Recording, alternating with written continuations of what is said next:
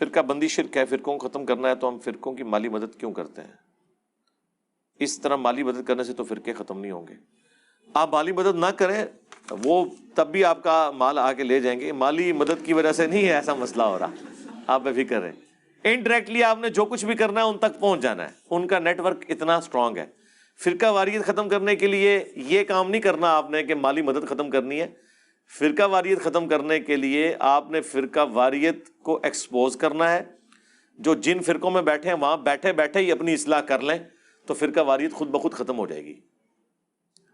Indirectly کیسی فرقہ واریت ختم ہوئی ہے کہ ہمارے پلیٹ فارم کی برکت سے بریلوی دیوبندی اہل حدیث اکٹھے ہو گئے ہیں. یہ بھی تو ختم کرنے کا ایک ذریعہ ہے نا. تو اس طریقے سے بھی ہو گیا.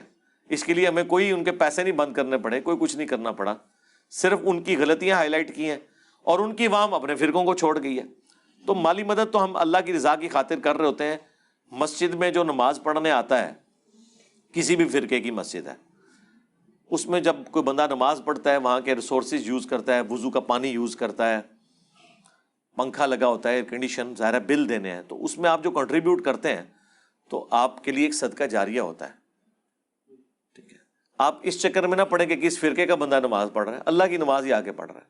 اور اگر وہ فرقہ پرست بھی ہے تب بھی اس بیچارے کو بچپن سے ہی بتایا کہ آپ اس کی اصلاح کی کوشش کریں، آپ کو ثواب مل جائے گا انشاءاللہ تعالی. بے فکر رہیں.